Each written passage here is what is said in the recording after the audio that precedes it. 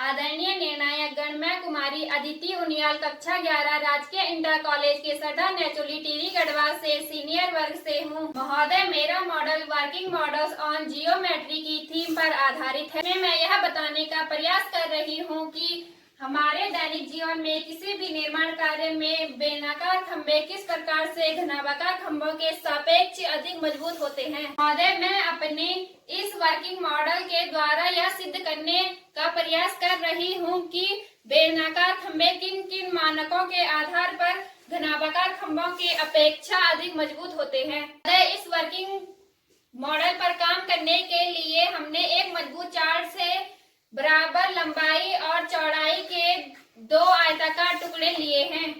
महोदय, चार्ट के इन 2 टुकड़ों में से हमने पहले टुकड़े से एक बेलनाकार खंभा बनाया है जो इस प्रकार है। दूसरे टुकड़े से हमने एक घनाभागार खंभा बनाया है जो इस प्रकार है।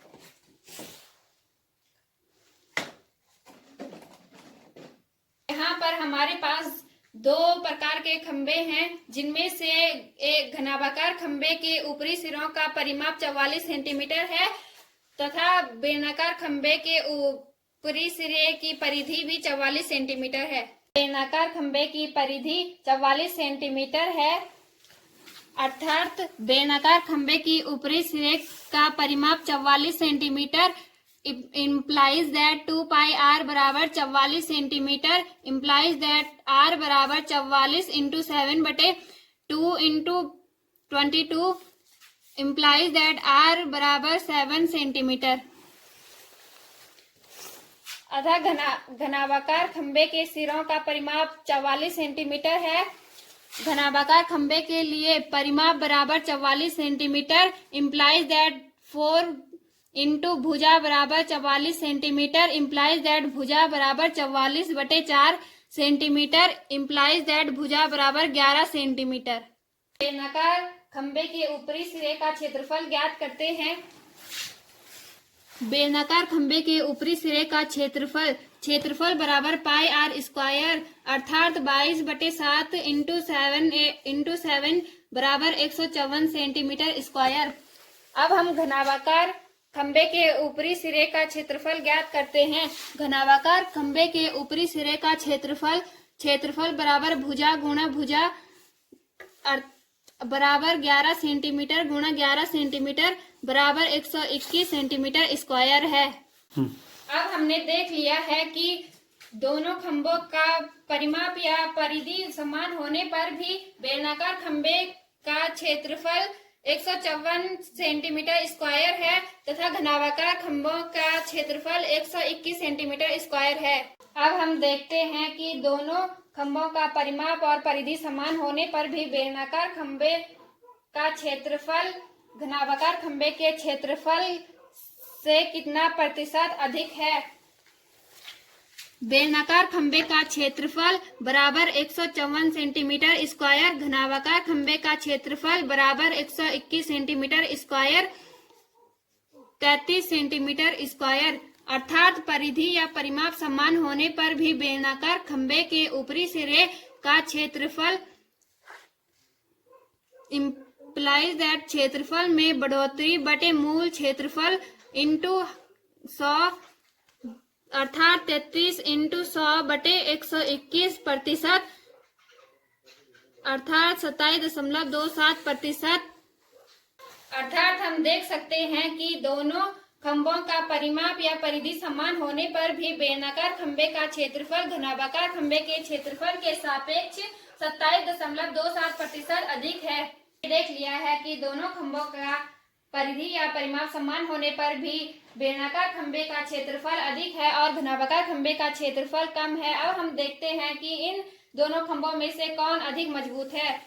भौतिकी विज्ञान से दाब बराबर बल बटे क्षेत्रफल के नियम से बेलनाकार खंभे पर ऊपर से दाब बल बटे 154 सेंटीमीटर स्क्वायर। यहाँ पर बेलनाकार खंभे का क्षेत्रफल अधिक है तो इस पर दाब कम पड़ेगा। घनाभागार खंभे पर ऊपर से पड़ने वाला दाब बल बटे 121 सेंटीमीटर स्क्वायर यहाँ पर घनाभाकार खंबे का क्षेत्रफल कम है तो यहाँ पर दाब अधिक पड़ेगा। अर्थात हम देख सकते हैं बेलनाकार खंबे पर 27.27% दबाव कम पड़ेगा। अर्थात ऊंचाई और परिधि समान होने पर भी बेलनाकार खंबा घनाभाकार खंबे के अपेक्षा 27.27% अधिक मजबूत है। अब तक हमने थ्योरी के आधार पर देखा है कि बेलनाकार खंबा अधिक मजबूत है। अब हम प्रैक्टिकली देखेंगे कि वास्तव में बेलनाकार खंबा 27.27% अधिक मजबूत है भी या नहीं। हमारे पास यहाँ पर दो प्रकार के खंबे हैं, जिनमें से एक खंबा बेलनाकार है, दूसरा खंबा घनाभाकार है। इन खंभों की परिधि, परिमाप और ऊंचाई तीनों बराबर हैं।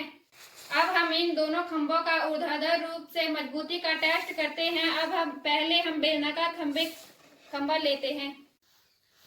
अब हम बेलनाकार खंबे के ऊर्ध्वाधर मजबूती को देखते हैं। इसके लिए हम इस पर कुछ वजन रखते हैं।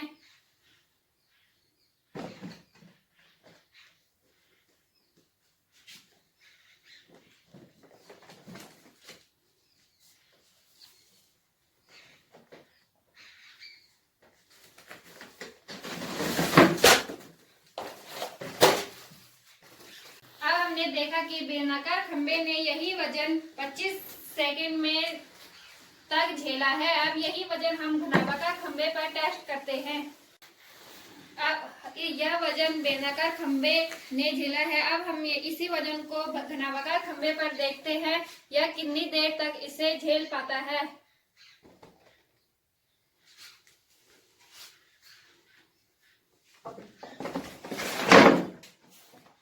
हमने अपने प्रयोग में देखा, जहां बेलनाकार खंबे ने यह वजन 25 सेकेंड तक झेला, वहीं घनाभाकार खंबे ने बस इतना सा वजन 5 सेकेंड तक झेला और उसके बाद गिर गया। अर्थात हमने देखा कि जहां बेलनाकार खंबे ने बहुत अधिक वजन 25 सेकेंड तक झेल पाया, वहीं घनाभाकार खंबे ने उससे बहुत कम वजन 5 सेकेंड तक ही झेल पाया, उसके बाद गिर गया। अतः हमने पाया कि हमारे दैनिक जीवन में किसी भी निर्माण कार्य के लिए बेलनाकार खंबे अधिक मजबूत होते हैं और घनाभाकार खंबे अधिक कमजोर होते हैं। अब हम इन्हीं खंभों की क्षैतिज मजबूती को टेस्ट करने के लिए इन पर पानी की धार छोड़ते हैं। देखते हैं कि कौन खंभा ज्यादा देर तक पानी की धार सहन कर पाता है। हमने प्रयोग में पाया कि बेलनाकार खंभा अपनी जगह से हिला भी नहीं, जबकि घनाभाकार खंभा अपनी जगह से कई बार हिल चुका है। इन दोनों खंभों पर सामने से पड़ने वाला कीचड़, हवा या मलमा जो भी पड़ता है, वह बेलनाकार खंभा अधिक देर तक सह पाता है, और जबकि घनाभाकार खंभा इसके सापेक्ष बहुत कमजोर होता है। अतः हमने अपने प्रयोग में सिद्ध किया कि किसी भी निर्माण कार्य के लिए जियोमेट्रिकल मॉडल पर बना बेलनाकार खंभा सभी परिस्थितियों के लिए मजबूत होता है और घनाभाकार खंभा सभी परिस्थितियों के लिए कमजोर होता है। अब हम अपने दैनिक जीवन से कुछ उदाहरण लेते हैं, जहां बड़े बड़े पुलों या बड़ी बड़ी टंकियों के नीचे बेलनाकार खंभे बनाए जाते हैं, क्योंकि वह बेलनाकार खंभे बहुत अधिक मजबूत होते हैं, न कि घनाभाकार खंभे। अब हम ऐतिहासिक रूप से देखते हैं, किसी भी निर्माण कार्य में जहां बेलनाकार खंभे हैं वो अभी भी सुरक्षित हैं, जैसे कि अशोक स्तंभ और कुतुब मीनार।